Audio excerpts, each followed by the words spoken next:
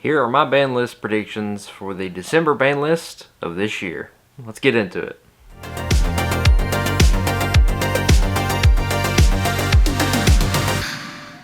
What's going on, fellow tryhards? It's Tom with Trycard Gaming, bringing you back a brand new video. So today I kind of want to go over some of my predictions for the December 23, January 24 ban list. Because we really don't know when it's going to drop, but I'm expecting it this year for the pure fact of we were supposed to get 4 ban lists this year. We've gotten 3 so far. I think we'll get this one before the year's out. I'm hopeful. Maybe a little too hopeful, but I'm hopeful. So one of the things I kind of want to go over is some of the cards that I believe are going to potentially get hit, some of the ones that are going to get limited, semi-limited. I don't really have a whole lot of unlimited, but I do have cards to expect to come off the ban list. And I really hope that some of these truly come off to see some of these, how the new modern decks play some of these older engines. So let's kind of go ahead and get into it. So the first and foremost thing that I kind of want to get into is the Ichigo cards. So the Ichigo cards, to me, I believe need to get hit to some capacity, or they're already at 1, but I believe that they need to get hit and banned. Being able to foolish 5 cards from the top of your deck, or just send 5 off the top, is an immensely powerful mechanic in the game.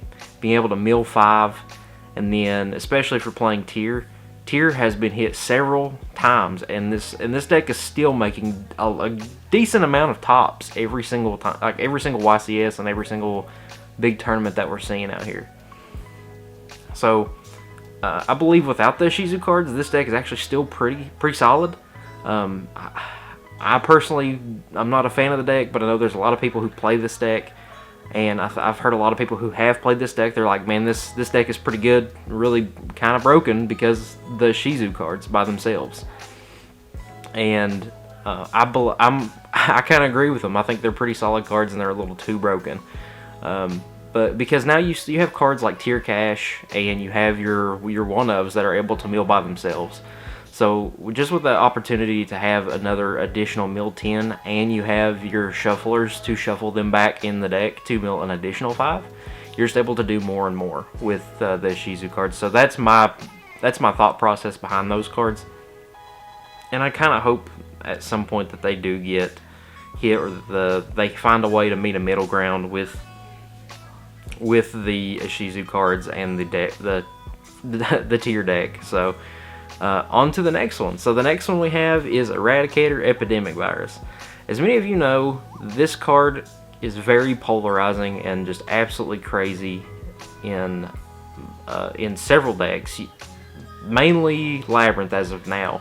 Labyrinth is just able to turbo this card out with a new Butler and just be able to rip out an entire hand. So not only do you get information from this card, which is usually a big no-no with Konami. They don't want you knowing what's in your opponent's hand unless it's a card like Trap Dust Shoot or Talents.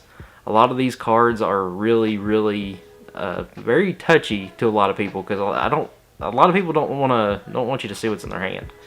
So, and being able to just pop cards out of your opponent's hand is really strong, and it puts them down before they even get their turn started. So my main thing with this is there's a lot of new cards coming out here in the near future, here in the next few months, that are going to really pace this game up and going to really change the tone of the meta.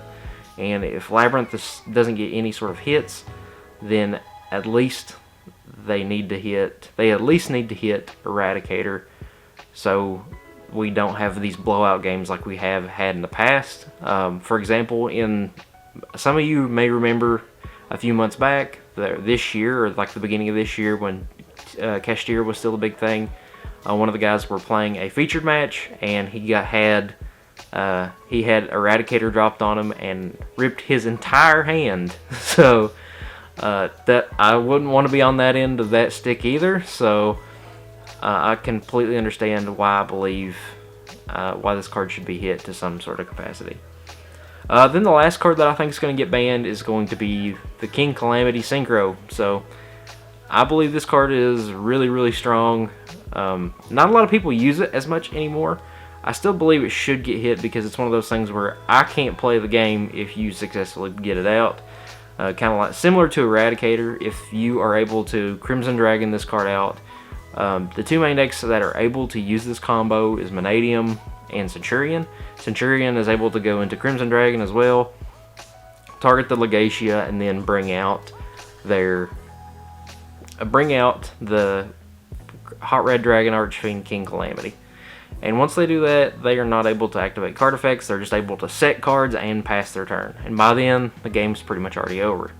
Vanadium's able to do a similar line, but instead of using Legacia, they use a card either like Lulu Walilith from the Despian side of that, the Synchro level 12 that came out in Cyberstorm Access, or they use the Bish Balkan line, because you're able to use 2 level 8s, Visa Samurtara being your tuner, and Vicious Astrolabe being your non-tuner. So, I believe this card should be on the list for the pure fact, again, there's no interaction, and I think the more and more I play this game, I'm hoping that Konami sees that the one major problem is there's a lot of cards that just don't have a whole lot of interaction. There's like lingering floodgates that are kind of killing the game, and there's a lot of people who don't like interactions like that where I'm just not able to play or I'm not able to react, and I think that's kind of driving a lot of people away. But one of the that's all my bands that I would see that on the ban list.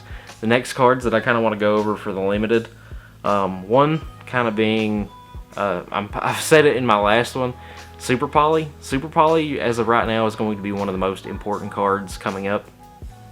It's going to be, especially where everybody's calling this year the Year of the Fire, you're going to be able to Super Poly off boards and make your most famous Muddy Buddy and just be able to Super Poly away boards again if need be. So any sort of Super Poly or interaction like that is going to be really, really good. And plus, Super Poly is they have the U-Bell cards coming out. They're going to be able to hard search your Super Poly. Now, that being said, there's not going to be a whole lot of people actually playing the U-Bell support, but this one is kind of my this one's my personal please.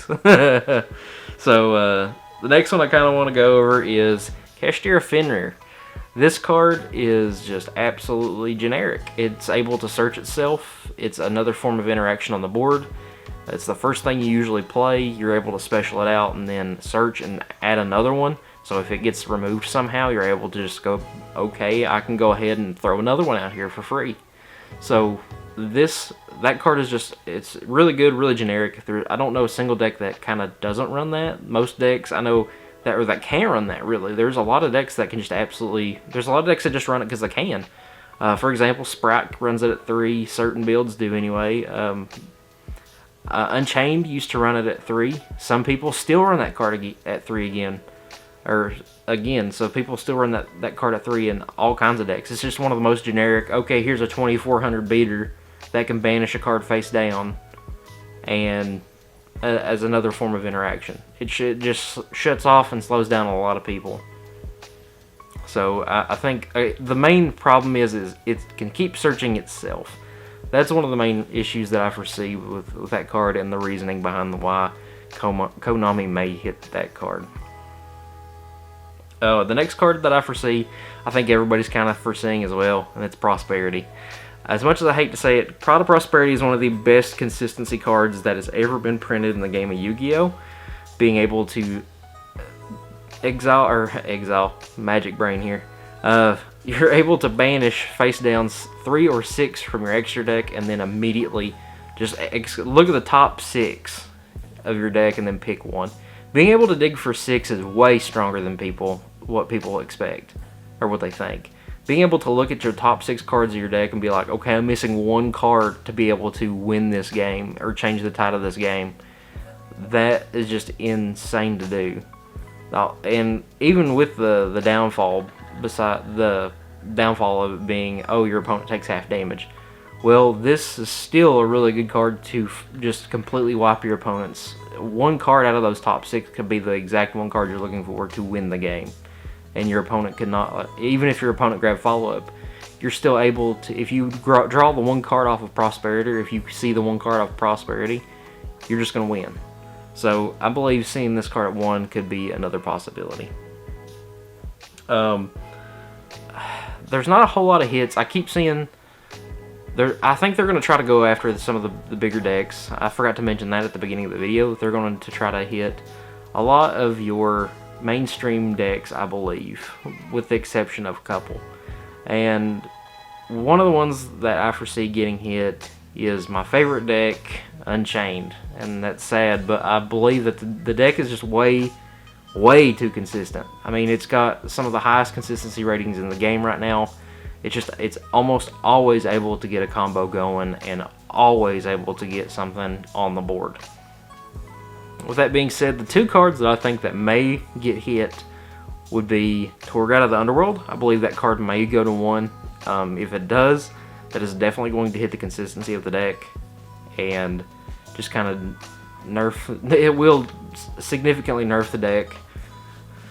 And the other card that I foresee getting hit is the new card that came out in Duelist Nexus, and that would be Yama. Yama is the one that is able to give you your graveyard recursion and just overall be able to recycle your things from grave. Not to mention he is your big searcher, so he's able to search out any of your unchained monsters from your deck or grab one from your graveyard. And I believe that this card has a very high potential of being hit on the ban list as well. As for the semi-limited, I only have one, and this is just purely because of the mainly because of the Master Duel ban list. Some of these have a slight basis on that, and if we've looked over the past couple ban lists, Master Duel does kind of kick in some of the bans they kind of bleed over into the TCG ban list. Same thing with OCG. So this is one of those ones that I believe might happen as well, and that would be Sleepy Memory to 2. This is the only semi-limit that I have. I believe it could get hit. Not 100% sure, but I believe Pearly will take a hit in one way, shape, or form as well. And now my favorite part, which is the notable cards that we may see come off the ban list. So the first one I kind of want to go over that would come back to 1 if it does come back would be MX Saber Invoker. With Goblin Rider coming into the scene, I believe we're going to see a lot of different warrior style decks, especially with the Goblin Riders. Or a lot of mixed decks for that, because there's all kinds of ways you can build that deck and use that engine. So I think MX Saber Invoker would be a perfect one for that specific deck, really. And that would be cool to see some of these older cards come back as well. Next card I kind of want to see come back to 1, which I think they could even come back to 3, and that would be the Dragon Rulers, Redox and Tidal. I think those two cards would be able to come back today and not really cause a big wake. But I think they would also come back at 1. There wouldn't be a total, just to kind of keep everything whenever it goes to Forbidden to 1 would probably be the best way to do it. And just to get everything ready, just kind of set the stage for what may happen with these cards here in the future. Now the last two, the last one I have is the Zodiac package, which would be Barrage and a couple other cards like Trident. I think if Trident came to 1, that would be okay, and Barrage could really just absolutely come off the ban list, because Zodiac has kind of been power crept over the past few years. It's still really solid, but the one thing that I don't foresee coming back is Broad Bull, because you are able to make a stupid fat Zeus with this. So if Broad Bull does come back, then Zeus, there's going to have to be something done about Zeus, because people are going to be able to make 6, 7, 8 matte Zeuses with the full Zodiac engine. So, and I might be overthinking a little bit, but I believe that with the Zodiac engine, you're able to make big Zeus, a very big Zeus. So, and then the last thing I kind of want to go over is the Orcust Heart Pourer. My buddy Brad is probably like, yes, bring it back. So, I really hope that they bring that back as well, because Horus Orcust it's seeing a lot of play in the OCG, and I think that would be really cool to see here in the TCG as well, because the Horus engine is really strong. Horus Bestial. Was it Horus Bestial is pretty crazy right now, and there was a build that I seen from the OCG that's Horus Bestial. What was it? Orcust. Duh. Just talking about that. So there's some pretty crazy lists that do really well, and I would like to see some of these cards come back, and inevitably. But guys, let me know what you think. Don't forget to like, comment, and subscribe, and let me know what you think in the comments on what you want to see next and what I may have missed on the ban list. But guys, that's going to be it for this video. My name's Trycard Tom from Trycard Games. We'll see you next time. Peace.